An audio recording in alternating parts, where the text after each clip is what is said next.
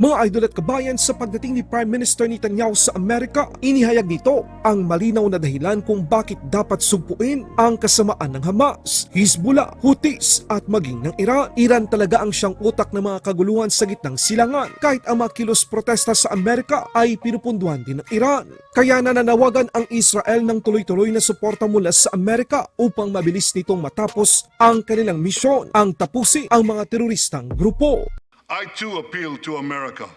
Give us the tools faster and we'll finish the job faster.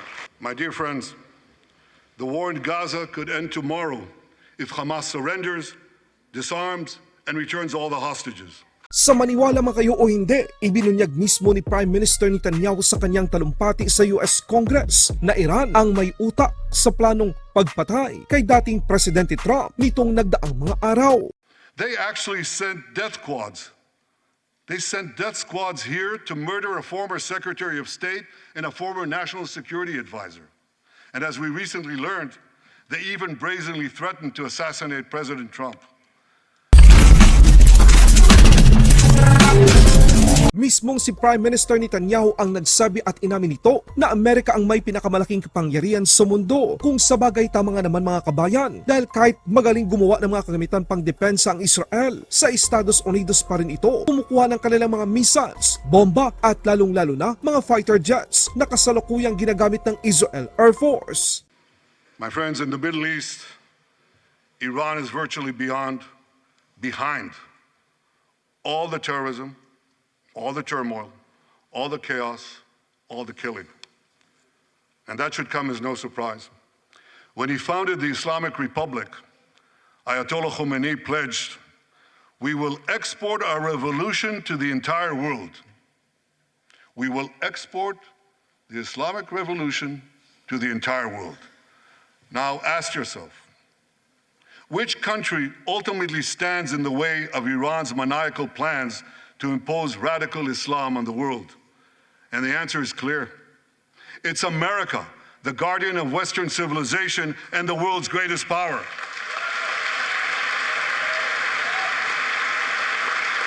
Dagdag pa ni Prime Minister Netanyahu, ang tunay na kalaban ng Iran ay ang Amerika, pero gusto mo nang makontrol ng Iran ang buong Middle East. Bago nila ito magawa, kailangan nilang mawala ang Israel, ang isang bansa na kaalyado ng Amerika at naniniwala sa demokrasya. But Iran understands that to truly challenge America, it must first conquer the Middle East. And for this, it uses its many proxies, including the Houthis, Hezbollah, and Hamas. Yet in the heart of the Middle East, standing in Iran's way, is one proud pro-American democracy, my country, the State of Israel.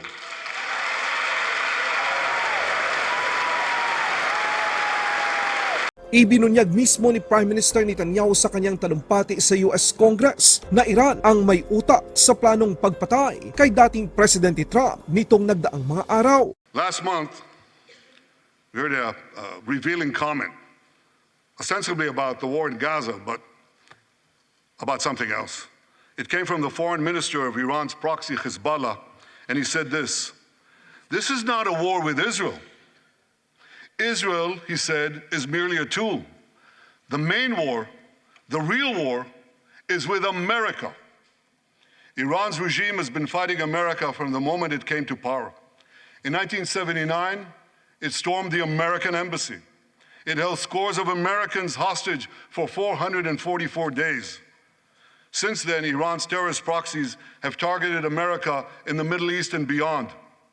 In Beirut, they killed 241 U.S. servicemen. In Africa, they bombed American embassies. In Iraq, they supplied explosives to maim and kill thousands of American soldiers. In America, they actually sent death squads. They sent death squads here to murder a former Secretary of State and a former National Security Advisor. And as we recently learned, they even brazenly threatened to assassinate President Trump. Mas lalong napabilib ang mga Amerikano sa sinabi ni Prime Minister Netanyahu na kapag kinalaban ng Israel ang Hamas, Hezbollah, Houthis at maging ang Iran, kung saan ang isa sa mga kalaban ng Estados Unidos, nakikipaglaban ang Israel hindi lamang para sa kanila kundi maging sa bawat Amerikano. For Iran, Israel is first, America is next. So when Israel fights Hamas, we're fighting Iran. When we fight Hezbollah, we're fighting Iran. When we fight the Houthis, we're fighting Iran. And when we fight Iran, we're fighting the most radical and murderous enemy of the United States of America. And one more thing.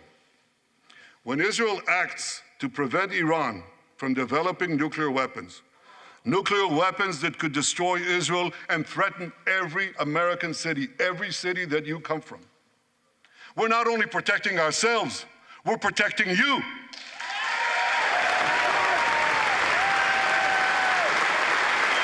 My friends, if you remember one thing from the speech, remember this. Our enemies are your enemies. Our fight is your fight, and our victory will be your victory.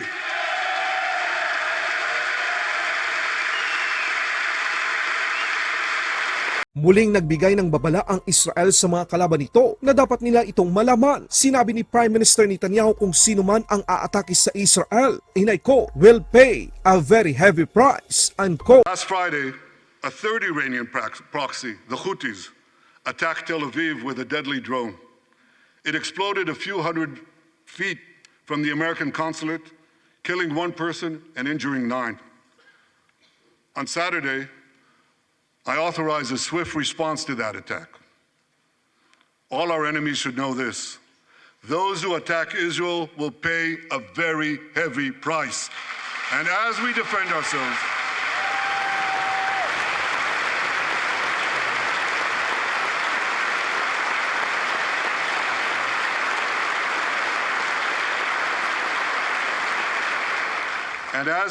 ourselves, on all fronts, I know that America has our back, and I thank you for it. All sides of the aisle, thank you.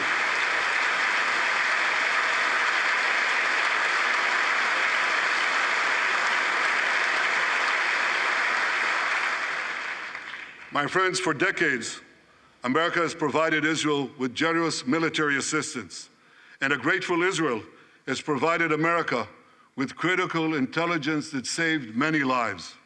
We've jointly developed some of the most sophisticated weapons on earth. I choose my words carefully. We've jointly developed some of the most sophisticated weapons on earth that help protect both our countries. And we also help keep American boots, we help keep Americans' boots off the ground while protecting our shared interests in the Middle East.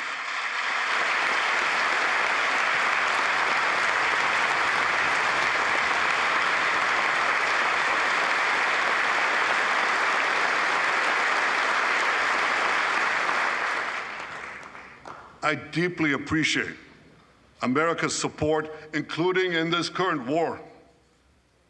But this is an exceptional moment. Fast-tracking U.S. military aid can dramatically expedite an end to the war in Gaza and help prevent a broader war in the Middle East. In World War II, as Britain fought on the front lines of civilization, Winston Churchill appealed to Americans with these famous words: "Give us the tools and we'll finish the job." Today, as Israel fights on the front line of civilization, I too appeal to America.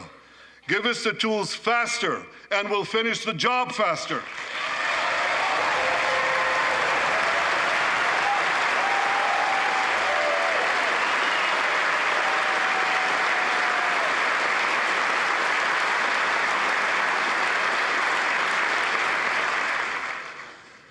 My dear friends, the war in Gaza could end tomorrow if Hamas surrenders, disarms, and returns all the hostages.